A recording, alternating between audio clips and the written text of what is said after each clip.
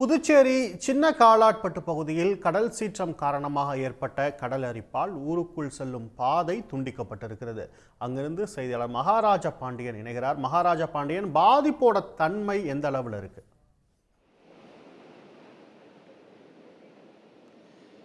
CP, புதுச்சேரியில் ரிட்வா புயல் தாக்கங்களை நம்ம சாட்சியங்களுடன் சன் நியூஸ் நேரலியில் நம்ம தொடர்ச்சியாக 2 நாட்கள் காட்டி வருகிறோம். அதனுடைய பெரிய சாட்சியங்களாக சின்ன காலாப்பட்டு கடல் பகுதி தான் இருக்கிறது. தற்போது நான் அங்கு தான் இருந்து கொண்டிருக்கிறேன். நான் இருப்பது கடல் பகுதியோ கடற்கரை ஓரமோ கிடையாது, சின்ன காலாப்பட்டினுடைய முக்கியமான பிரதானமான சாலையில் தான் இருந்து கொண்டிருக்கிறேன். அதை நீங்கள் நேரடியாகவே பார்க்கலாம். நமது ஒளிப்பதிவாளர் வெங்கட் காட்டி கொண்டிருக்கிறார். நேற்று இரவு வரை இந்த பகுதி சாலையாக இருந்தது. கடந்த 2 நாட்களாக இந்த பகுதியில் கடல் சீற்றம் அதிகமாக இருக்கிறதால் இன்று காலை பொதுமக்கள் பார்க்கும்போது வெளியே செல்ல முடியவில்லை, வெளியே இருப்பவர்கள் ஊருக்குள் வர முடியவில்லை. ஏனென்றால் இந்த பிரதான சாலை கடல் அரிப்பால் துண்டிக்கப்பட்டு கடல் பகுதியாக கடற்கரை ஓரமாகவே காட்சியளிக்கிறது. இதனால் இந்த பகுதி மக்கள் ஒரு தவிப்பில் தான் இருந்து கொண்டு இருக்கிறார்கள். நாம் நேரடியாக அந்த களத்தில் தான் இருந்து கொண்டு இருக்கிறோம். அதை நீங்கள் நேரடியாகவே பார்க்கலாம். பாதை துண்டிக்கப்பட்டு இங்கு ஊருக்கு செல்லும் பாதை கடற்கரை பகுதியாக காட்சியளிக்கிறது. இது மட்டுமல்லாமல் இந்த கடல் அரிப்பால் துண்டிக்கப்பட்ட பாதை என்பது தற்போது நாம் கையை வச்சாலே கொட்டும் அளவுக்கு இருக்கிறது. அப்போ அந்த அளவுக்கு கடல் அரிப்பு ஏற்பட்டு நீர் புகுந்து அதனுடைய அரிப்பு என்பது மிக வேகமாக தான் சென்று கொண்டிருக்கிறது. இந்த கடல் அரிப்பு ஏற்பட்டு ஒரு 10 மீட்டர் தொலைவிலே குடியிருப்பு பகுதிகளும் அதேபோல் படகு நிறுத்தும் பகுதிகளும் இருக்கிறது. எனவே இந்த மலை கடல் சீற்றம் என்பது இன்று இரவு வரை நீடித்தால் இது குடியிருப்பு பகுதிக்கு சென்றும் ஒரு அபாயமும் ஏற்பட்டிருக்கிறது. நேற்று இரவு படுக்கும்போது இந்த பகுதியில் சாலையாக இருந்தது. இன்று காலை விடிந்து பார்க்கும்போது கடல் பகுதியாக இருப்பதால் இந்த பகுதியில் இருக்கும் மீனவர்கள் மிகுந்த துயரத்திலும் சிரமத்திலும் தான் இருக்கிறார்கள். என்ன நடந்தது, இந்த சாலை கடல் பகுதியாக மாறுவதற்கு என்ன காரணம் என்பது குறித்து இங்கு உள்ள மீனவருடன் கேட்கலாம். நேற்று இரவு சாலையாக இருந்துச்சு, இன்னைக்கு கடல் பகுதியாக இருக்குது, என்ன காரணம்? இங்கே சின்னலாட்டு மீனவர் பகுதியில் ஒரு 300 குடும்பத்துக்கு மேலே நாங்கள் இருக்கோம். நேற்று 7 மணி அளவில் டிராக்டரை கூட்டு இந்த இடத்துல போட்டு எல்லாம் பாதுகாப்பாக இடத்துல இழுத்து வச்சோனாங்க. இப்போ காலையில் தூங்கி எழுந்தோடனே பார்க்குறேன் இந்த சாலைகளே கிடையாது. அதாவது தூங்கி எழுந்து காலையில் பார்க்குற இந்த சாலையே இல்லாமல் இருக்குது. அப்போ நீண்ட நாள் கோரிக்கை இந்த சட்டமன்ற காலாவடி தொகுதி சட்டமன்ற உறுப்பினர்கிட்ட நாங்கள் கேட்டோம். ஒரு தூண்டில் வலை அமைச்சு கொடுத்தா எங்களுக்கு பாதுகாப்பாகவும் நாங்கள் தொழில் பண்ணுறதுக்கும் பாதுகாப்பாக இருக்கும், போட்டு நிறுத்தி வைக்கிறதுக்கு பாதுகாப்பாக இருக்கும் அப்படின்னு கேட்டோம். அதனால் சட்டமன்ற உறுப்பினர் தற்காலிகமாக இந்த பாறங்கள் எடுத்துகிட்டு கொட்டினாங்க. அது கொட்டுறதால ஒரு சில விளைவுகள் என்னென்னா, கடல் அரிப்பு உள்ளே ஒரு சில மீட்டருக்கு கடல் அரிப்பு உள்ளே போச்சு. அப்போ சாலையும் துண்டிக்கப்படுது, படகு நிறுத்தி வைக்கிறது எங்களுக்கு இடம் இல்லாமல் இருக்குது. எங்களோட நீண்ட நாள் கோரிக்கையை எங்களுக்கு தூண்டில் வலை அமைச்சு கொடுக்கணும்.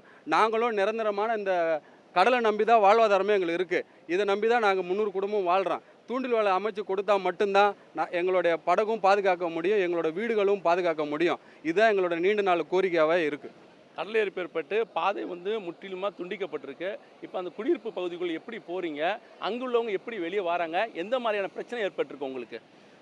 ரொம்ப கஷ்டப்படுறோம். ஏன்னா இப்போ இந்த பாதை துண்டிச்சதால் நாங்கள் நாளையோ நாளை மறுநாளோ அதாவது புயல் கரையை கடந்துட்ட உடனே நாங்கள் தொழில் பண்ணுறது எங்களுக்கு ரொம்ப சிரமமாக இருக்கும். ஏன்னா இந்த வழியான டிராக்டர் தான் போய் போட்டை இழுக்கும். அதேமாதிரி ஒரு எமர்ஜென்சின்னு சொன்னால் ஒரு ஆம்புலன்ஸோ எந்த ஒரு இதுவுமே இந்த பாதையால் வர முடியாது. அதுமாதிரி சூழ்நிலையில் இருக்குது. அதனால் இப்போ மறுபடியும் இந்த பாதையும் அமைச்சு தரத்துக்கு ரொம்ப சிரமமாக இருக்குது. அதனால் தூண்டில் வலை அமைச்சு கொடுத்தா மட்டும்தான் நாங்கள் நிரந்தரமான எங்களுக்கு தீர்வாக இருக்கும். படகுலாம் எங்கன்னு இருக்குது? இப்போ படகோட நிலைமை எப்படி இருக்குது? கடல் அரிப்பு ஏற்பட்டிருக்கு, தொடர்ந்து மழை இருக்குது, கடல் சீற்றம் இருக்குது. அந்த நிலைமை போய் பார்த்தீங்களா? படகெல்லாம் போயிட்டீங்களா? வணக்கம் ஐயா. நாங்கள் போட்டு நைட்டு காலையில் 10 மணிலேருந்து இந்த போட்டினுடைய பாதுகாப்பு பண்ணுறது பெரிய வேலையாக இருந்தது எங்களுக்கு. நான் பாதுகாப்பு பண்ணுறதுக்கு இந்த ரோடு இருந்தது. இப்போ இந்த ரோடு கிடையாது. நாளைக்கு அந்த போட்டை வெளியே எடுக்கணும்னா பாதுகாப்பு பண்ணுறதுக்கு ரோடு கிடையாது. இப்போ நாங்கள் ஒரு 1.5 கிலோமீட்டருக்கு இடமால தான் போட்டு அந்த நிலா பாம்பஸ் ஹோட்டலுங்கிட்ட தான் இழுத்து வச்சுருக்கிறோம். அந்த வண்டி தான் போய் எங்களை இழுத்துன்னு வரோம். கவர்மெண்ட் வர வைக்கல. ஏன்னா ஊர் சார்பாக தான் நாங்கள் வண்டி வர வச்சு அந்த போட்டெலாம் நாங்கள் சரி பண்ணி வச்சுருக்கிறோம். ஆனால் சரி பண்ணியிருக்கிறோன்னு சொல்ல முடியாது. போட்டு கீழே நம்ம இழுக்கிறதுனால ரொம்ப டேமேஜ் இருக்குது கீழே. ஏன்னா போட்டினுடைய உடையும் அது பொருளை பாதுகாப்பு பண்ண தான் பண்ணுவாங்க. அது என்ன நடக்குது போகுதுன்னு தெரியாது. நாளைக்கு எடுத்து பார்க்கக்குள்ள தான் அதனோட டேமேஜ் தெரியும். அது கூட எங்களுக்கு வழி கிடையாது. ஏன்னா ரோடு கிடையாது. இப்போ ரோடு இருந்தால் மட்டும்தான் அந்த வண்டி பொருளெல்லாம் நம்ம பாதுகாப்பு பண்ண முடியும். ஒரு அளவு நம்ம பாதுகாப்பு பண்ணி வச்சுருக்கிறோம். இப்போ ஒரு ரோடு இல்லாமத்தெல்லாம் பாதுகாப்பு. அதேமாரி இந்த ஓடையினால் தண்ணி வர்றதுனால எங்களுக்கு பாதுகாப்பு கிடையாது. ஏன்னா எல்லா தண்ணியாகவும் இந்த ஓட்டலுக்கு பின்னாடி தான் அந்த ஓடை, அங்கே எல்லாம் தண்ணி வரும். அதனால் அங்கே எங்களோட போட்டு ஸ்டே பண்ணுறதுக்கு வழியே கிடையாது. ஏன்னா அந்த ஓடை இப்போ தண்ணி கடலுக்கு போகிறதுக்காக ஒரு பாலம் மாரி கட்டி கொடுத்து அது சரி பண்ணி கொடுத்தாங்கன்னா எங்களுக்கு இன்னும் நல்லா இருக்கும். ஏன்னா போட்டு எங்களுக்கு நாங்கள் எங்கே வேணாலும் கொண்டு போகலாம், எங்களுக்கு வலை வர நாங்கள் பாதுகாப்பு பண்ணலாம். இப்போ வலை வர வைக்க முடியல, எல்லாமே வந்து போட்டினுடைய மேலே சுமந்து கொண்டு தான் நாங்கள் வச்சுருக்கோம். ஏன்னா அதில் ரொம்ப வெயிட் ஆகும், ரொம்ப டேமேஜ் ஆகும் போட்டுக்கோடு இருந்துச்சு. ரிட்வா புயலுடைய தாக்கம் வந்து மீனவர் பகுதியில் வந்து அதிகமாக இருப்பதை தான் நாம் வந்து கடந்த 2 நாட்களாக களத்தில் பார்க்கக்கூடிய ஒரு செய்தியாக தான் இருக்கிறது. ஏனென்றால் கடல் சீற்றம், கடல் அரிப்பு, இதனால் பாதிப்பு வந்து அவர்களுக்கு தான் இருக்கிறது. எங்கள் ஊருக்கு செல்லக்கூடிய பாதை துண்டிக்கப்பட்டு இருக்கிறது. நாங்கள் வெளியேற முடியவில்லை. அடுத்த கட்டமாக எங்களுடைய வாழ்வாதாரமான படகுகளை நாங்கள் எப்படி மீட்க போகிறோம் என்று தெரியாத சூழ்நிலை தான் இங்கு உள்ள மீனவர்கள் கண்ணீரில் மிதந்து கொண்டிருக்கிறார்கள். அதாவது புதுச்சேரியில் மழை அதிகமாக இருக்கிறது. மழையில் தண்ணீர் அதிகமாக இருப்பதால் புதுச்சேரி சேர்ந்த பொதுமக்களும் பாதிக்கிறாங்க. ஆனால் புதுச்சேரியில் வந்து சாலையே துண்டிக்கப்பட்டிருப்பதால் வந்து இந்த மீனவர்கள் கண்ணீரில் தான் மிதந்து கொண்டு இருக்கிறார்கள். அதுதான் இப்போதைய கள சூழ்நிலையாக இருக்கிறது. சிபி,